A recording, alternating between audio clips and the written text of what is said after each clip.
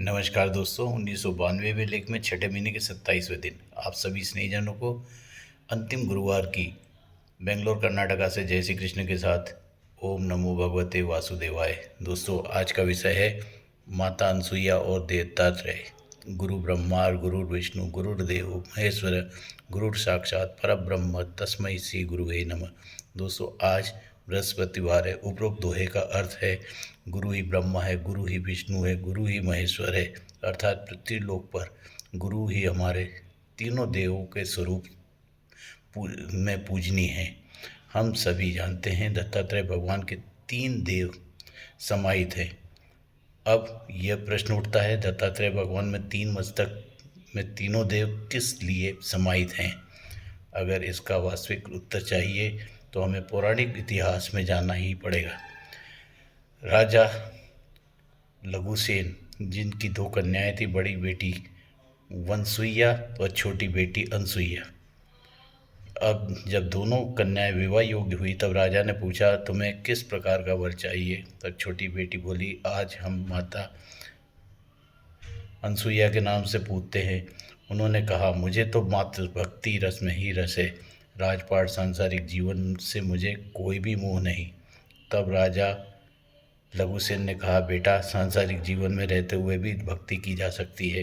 राजा की बड़ी बेटी वनसुईया ने पूछने थे तो उन्होंने कहा, मुझे भी भक्ति रस में ही जीवन जीना है, किंतु मुझे विवाह किसी ऋषि मुनि के से कर भक्तिपूर्ण जीवन जीना है। अनसुईया का राजा लघुसेन ने एक ऋषि के साथ विवाह भी करवा दिया। माता अनसुईया चित्रकूट में के पास मंदाकिनी नदी के किनारे जीवन व्यतीत करने लगी।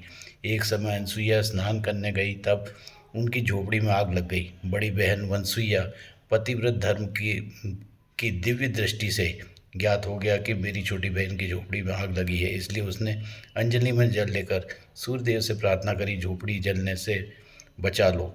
यह सब ऋषि नारद जी देख रहे थे। जब अनसुईया की झोपड़ी के पास गए तो ऋषि नारद ने देखा झोपड़ी पर मात्र झोपड़ी के ऊपर ही बरसात हो रही है और झोपड़ी जलने से बच गई। अनसुईया जब स्नान करके आई तब नारद जी ने कहा, तुम्हारी बड़ी बहन का वनसुईया ने पतिव्रत धर्म की दिव्य दृष्टि से तुम्हारी झोपड़ी को देख जलने से बचा लिया। बड़ी बहन की दिव्य दृष्टि को देख अनसुईया भी पिता राज लघुसेन के पास गई और बोली, मुझे भी किसी ऋषि मुनि से विवाह करना है। तब पिता राजा लघुसेन ने अत्रि ऋषि से अनसुईया का विवाह कर दिया। अनसुईया के पतिव्रता की चर्चा देवों के दरबार में भी होने लगी। तब माता पार्वती, लक्ष्मी, इंद्राणी ने भगवान ब्रह्मा, विष्णु, महेश को अनसुईया की पतिव्रता धर्म को खत्म करने के लिए साधु के वेश में नग्न होकर भिक्षा लेने के लिए भेजा। अनसुईया ने अपनी दिव्य दृष्टि से तीनों देवों को पहचान लिया और अंजलि से जल छिड़ककर उन्हें छोटे छोटे बच्चों के रूप में परिवर्तित कर दिया।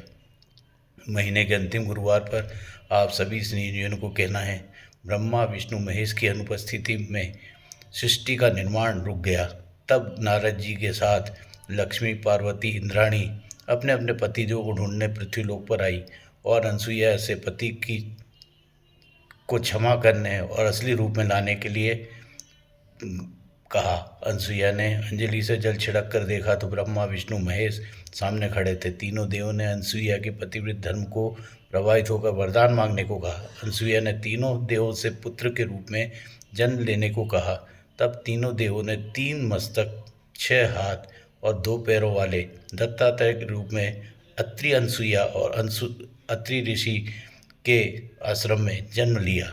आप सभी स्नेहीजनों को दत्तात्रेय स्वरूप के तीनों देवों की व्याख्या ओम नमो भगवते वासुदेवाय के साथ लेख के माध्यम से नमस्कार के उपरांत समर्पित है।